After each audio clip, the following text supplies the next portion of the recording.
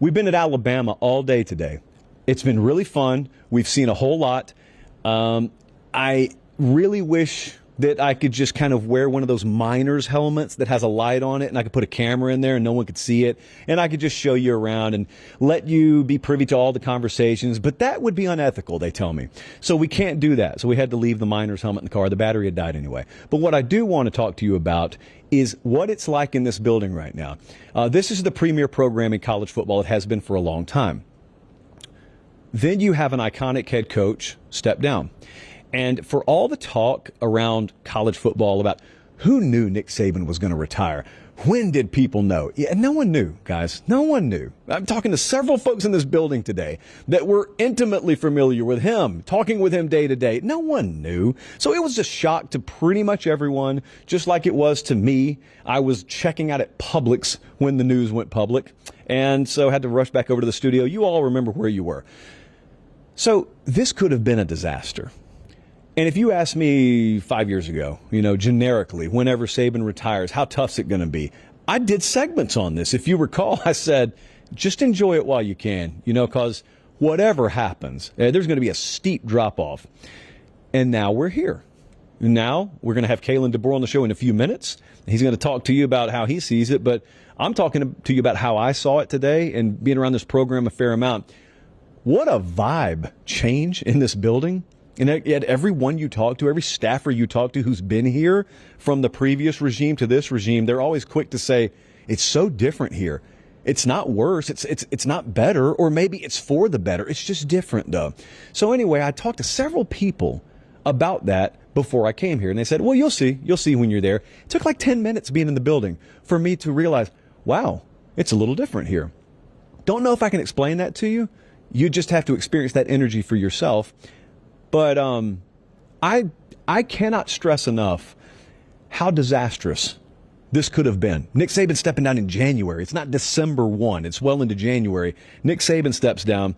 I cannot, in strong enough terms, describe to you how well they've threaded the needle here. And I'm not just talking about from a talent retention standpoint. They lost like Caleb Downs to the portal. They lost a few guys to the portal. Some of them may be in the process of finding their way back. It could have been a disaster. And frankly, talking to some folks here, the worst fears were that it was going to be that way. And man, Kalen DeBoer got in here. He got his staff in here.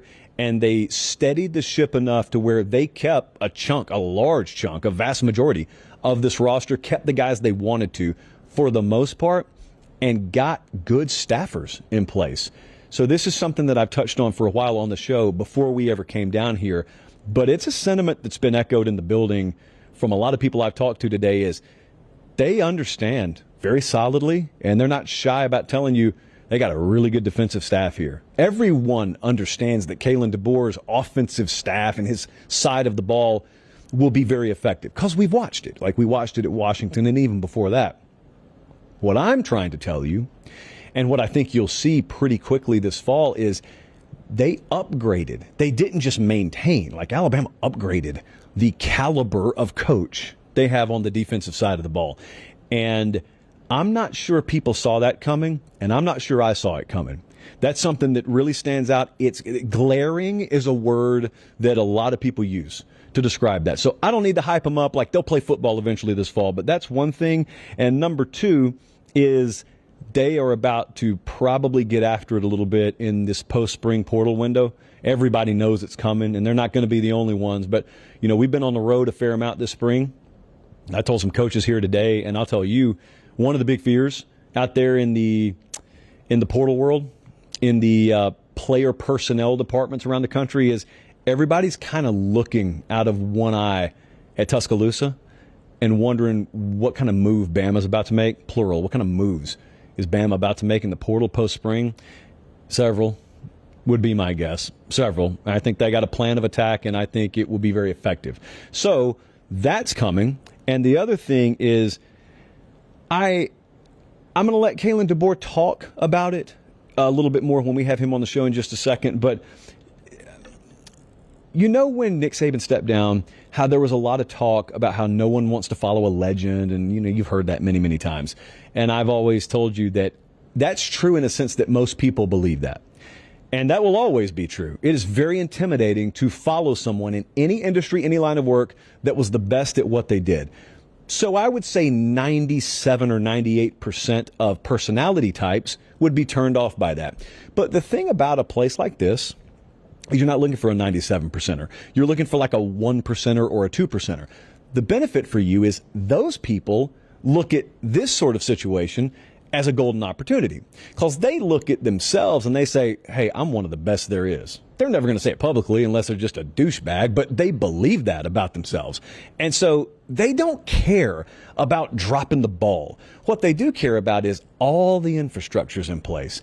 And believe me, it is, because this place is like NASA. So all the infrastructure's in place, and you're telling me that I'm going to go from Seattle to Tuscaloosa, and I've got virtually unlimited staff, and I've got virtually unlimited resource, and I think the recruiting piece is already starting to show itself to be a lot more effective than, some doubters thought it would be.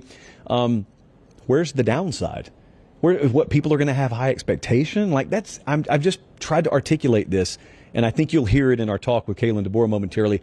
That's just not on the radar.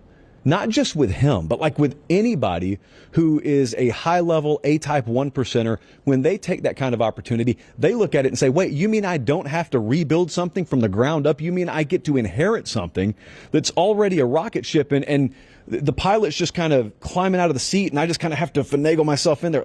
That's it? Sign me up. It's pretty much what it feels like around here. So it's not a rebuild. Like Alabama can compete for a national championship this fall. And I wondered that before our time here. I'm thoroughly convinced of that after our time here. Been a really fun time. It's really good staff to hang around too.